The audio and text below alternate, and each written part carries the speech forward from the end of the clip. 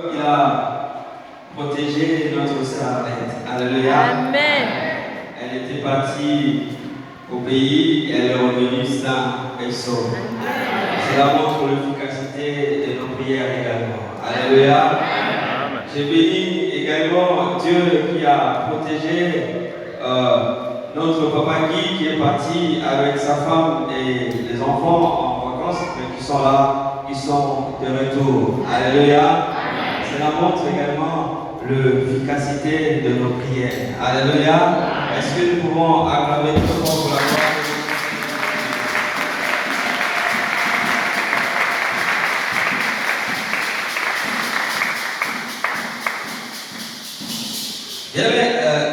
Dans l'Acte des Apôtres, chapitre 1er, Jésus dit à ses disciples, vous serez mes témoins.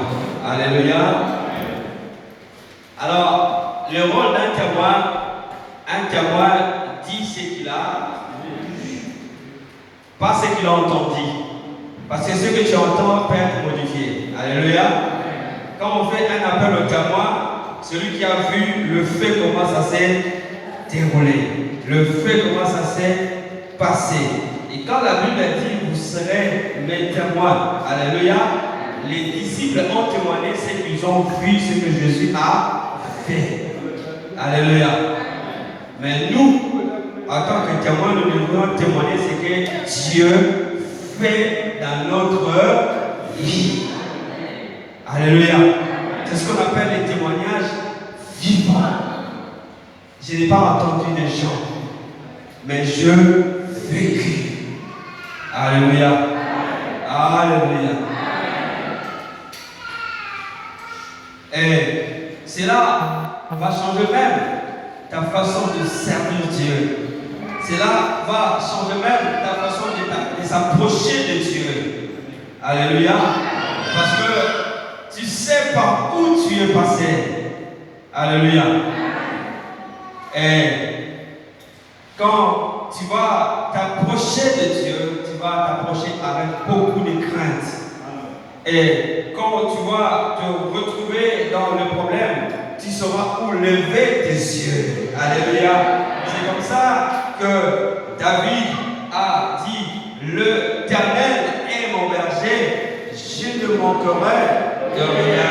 Mais pendant quelle situation, pendant quel moment, alléluia, c'était le moment où son propre fils Absalom voulait son trône, voulait tuer son père pour hériter le trône de son père. Mais cet homme, malgré cette poursuite, malgré cette faiblesse, il a fui son royaume, il a quitté son royaume. Absalom, bien qu'il a pris le royaume, il voulait tuer son père pour exterminer son père. Alléluia. Mais cet homme, comme il a vu la main de Dieu, cet homme, comme il connaissait Dieu, cet homme va dire pendant ce moment de souffrance, pendant ce moment où tu ne sais pas, l'ennemi va arriver quand, cet homme va dire, l'Éternel est mon berger. Est-ce que cela t'est arrivé un jour où tu ne vois pas l'issue de secours? Alléluia. Où tu ne sais pas par où tu vas sortir, mais tu gardes encore l'espoir pour dire, l'Éternel est mon berger. Je ne manquerai de rien. Alléluia. Alléluia. Et écouter les témoignages et vivre ce que la personne a vécu, ce n'est pas la même chose. C'est pour cela que j'ai toujours dit, n'ayez pas seulement le plaisir d'écouter la parole, mais ayez aussi plus le plaisir à le pratiquer, à le mettre en pratique. C'est alors que tu auras un véritable témoignage. Quand tu parleras, tu n'auras pas à rajouter ni enlever, parce que c'est ce que toi-même tu as vécu. Alléluia. Parce que la parole de Dieu, c'est une parole puissante. C'est une parole qui est au-dessus de toutes les paroles que nous pouvons écouter dans ce monde. Alléluia. Sœur Rosette, viens s'il te plaît. Vous savez, Dieu est Dieu. Tu peux. Dieu est Dieu et il crée certaines situations pour un objectif. Alléluia. Et c'est à toi maintenant de comprendre, de voir. C'est pour cela que la Bible dit, si ton œil est éclairé, c'est tout ton corps qui sera en bon état. Mais il me reste un peu de temps. Je vais essayer de continuer ce que nous avons déjà commencé ensemble avec vous le dimanche passé. Nous avons commencé ce qu'on appelle la sanctification.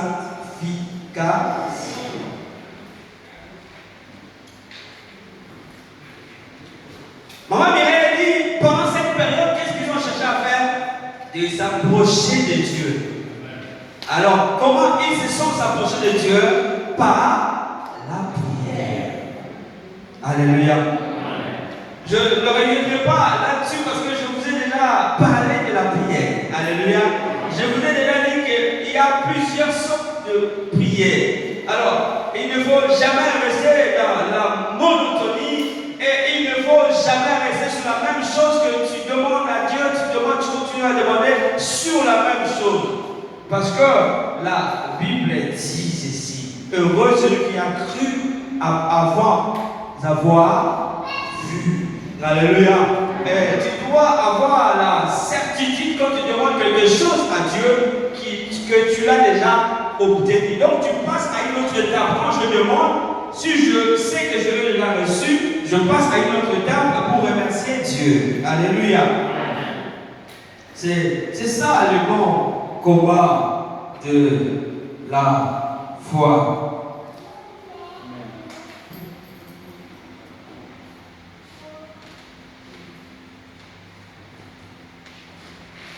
Alléluia.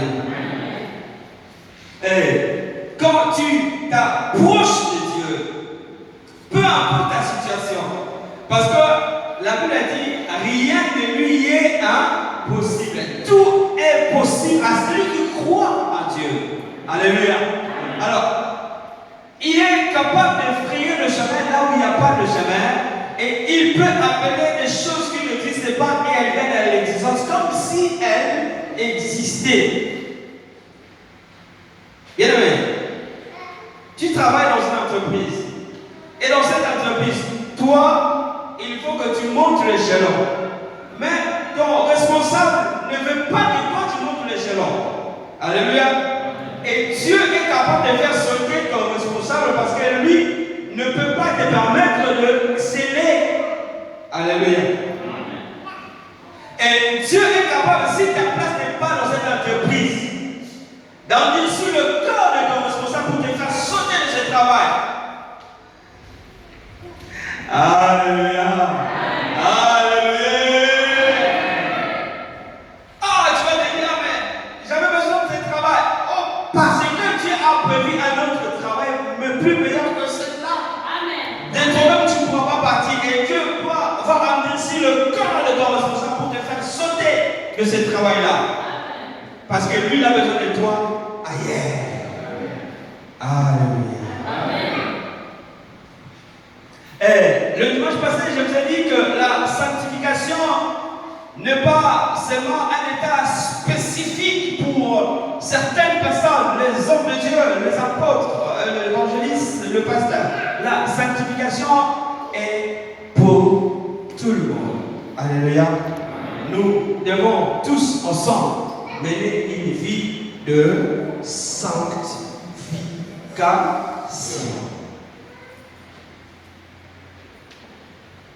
Parce que nous avons besoin que Dieu agisse dans nos vies.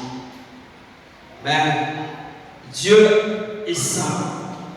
Si tu veux avoir la gloire de Dieu, la main de Dieu opérer dans ta vie, tu dois chercher à mener une vie de sanctification. Parce qu'à chaque fois, tu vas vouloir t'approcher de Dieu. Mais si tu n'as pas une vie de sanctification, ta prière sera en l'air.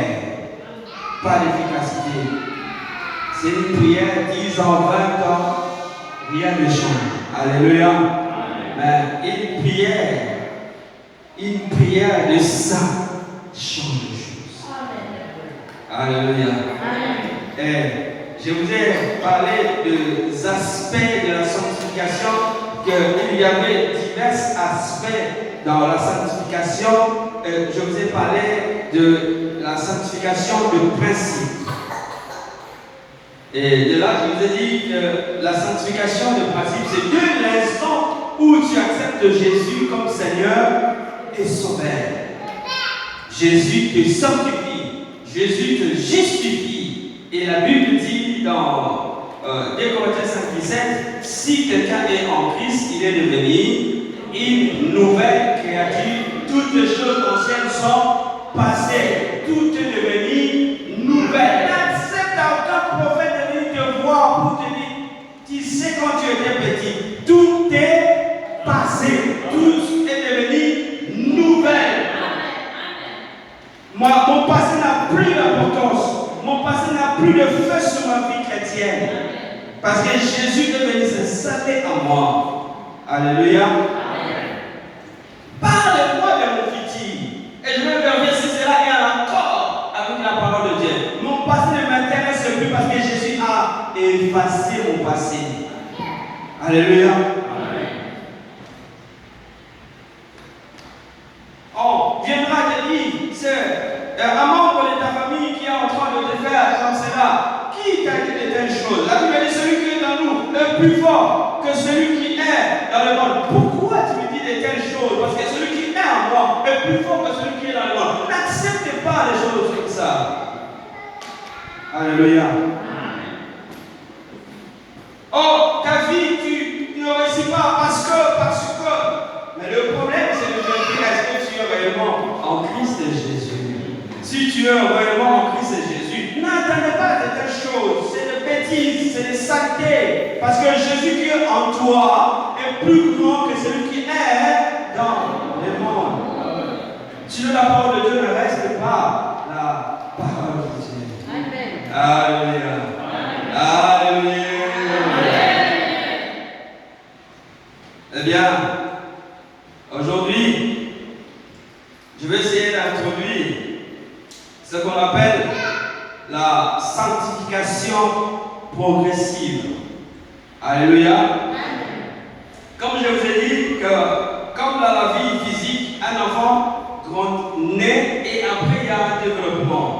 Et dans la vie spirituelle, il y a aussi un développement dans la vie spirituelle. Alléluia. Alors, je vous ai dit une chose très importante, que chacun de nous prenne bien soin de son corps physique. Il veut se présenter représentable, il veut être beau, pour que les gens voient la beauté, pour que les gens le voient belle. Mais à quel moment, beaucoup de gens pensent à prendre soin de sa vie spirituelle. Alléluia.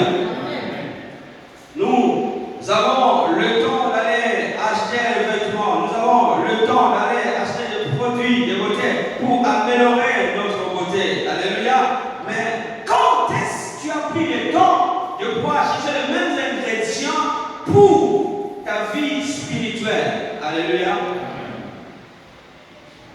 Or, cette vie physique passera, mais la vie spirituelle ne passera jamais. Mais cependant, nous avons tendance à donner plus d'importance à la chair qu'à l'esprit. Mais j'aimerais te dire une chose. Tu dois donner plus d'importance à ta vie spirituelle qu'à ta vie charnelle. Et si tu donnes plus d'importance à ta vie spirituelle, ta vie charnelle n'aura aucun souci. Parce que le spirituel qui contrôle le physique. Mais si tu donnes plus d'importance à ta vie physique, le spirituel aura des problèmes, de gros soucis. Alléluia. Alors nous sommes en train de parler deuxième aspect de la sanctification progressive. Alors, dans cette sanctification, nous allons voir quel est le rôle de l'Esprit Saint. Alléluia. Et l'Esprit Saint accomplit la sanctification progressive dans nos vies. L'Esprit Saint est là pour nous aider à progresser dans notre vie chrétienne. Alléluia. C'est l'Esprit de Dieu qui nous transforme de gloire en gloire à l'image de Jésus-Christ. Alléluia. Amen. Tu es arrivé dans le Seigneur, mais tu ne connais rien. Tu es rentré, mais tu ne connais rien. Et l'Esprit de Dieu va commencer à t'enseigner au fur et à mesure. Tu vas commencer à comprendre. C'est ainsi de suite que tu grandis dans ta vie spirituelle. Alléluia. Et l'Esprit de Dieu a un rôle à jouer dans cette sanctification progressive pour t'aider à grandir au fil et à mesure du jour au jour. Alléluia. Et c'est la loi du Saint-Esprit qui nous a affranchis de la loi du péché et de la mort. Alléluia. Et une fois, je t'ai dit, quand tu vas à l'école de conduite, tu vas passer le code de la route et la conduite. Le code de la route, on t'explique tes droits. Tu as le droit de passer, tu dois céder le passage, tu dois t'arrêter. Alléluia. Mais après avoir eu le permis, vous allez remarquer, quand même le feu est orange, les gens. Mais lui-même dans sa tête, et il sait que c'est ce que je fais. Alléluia. Alléluia. Et quand la Bible dit, nous sommes affranchis de la loi du péché et de la mort, c'est qu'en toi, quand tu fais quelque chose de mauvais, tu sais et tu le regrettes. Alléluia. Et comme la Bible dit, Dieu est lent en colère, riche en bonté. Un enfant de Dieu sait fléchir ses genoux pour dire pardon. Alléluia. C'est lui qui a l'Esprit de Dieu, il sait reconnaître ses fautes. Pas qu'on lui fait reconnaître, mais lui-même il sait reconnaître le faute. Pas grâce à lui, mais grâce à l'Esprit de Dieu qui est en lui. Alléluia. Et il va regretter de l'avoir fait. Vous savez, en venant ici, je n'ai pas vu un feu, mais c'était un feu où je suis passé. Je suis passé avec personne, mais j'ai regretté, je vais 4 fois aller sauter. Alléluia. Mais il n'y avait personne qui m'a arrêté. Mais au-dedans de moi, j'avais un regret profond. Vous savez, si tu étais surpris qu'il y avait un radar devant toi, demandez à ce qu'ils conduisent. Ça fait mal, tu ne sais même pas si tu es flashé ou pas. Alléluia. Mais personne n'est là. Parce qu'en toi, tu sais ce qui est bien et ce qui est mauvais pour la conduite. Alléluia. Amen. Vous savez, le temps nous fait défaut. Je vais continuer dimanche prochain. Ce qui est important pour moi, ce n'est pas que je prêche 1 heure. Mais même le témoignage que vous avez reçu, c'est aussi une prédication. Alléluia. Ne dites pas de le passer à approcher que 5 minutes. Ne dites pas de le passer à approcher que 2 minutes. Mais ce qui est important, notre Dieu, c'est un Dieu d'homme. Parce que si nous ne pas solaire, l'église après, ça n'a pas content avec nous. Alléluia. Alors, comme notre Dieu, c'est un Dieu d'homme, nous devons aussi être des enfants d'homme. Et comprendre que la prédication avait déjà commencé. Pendant que le témoignage était là, c'était aussi une façon de nous enseigner. Alléluia. Alléluia. N'attendez pas que je puisse prêcher 1 heure pour que toi tu te sentes vraiment caresser la parole.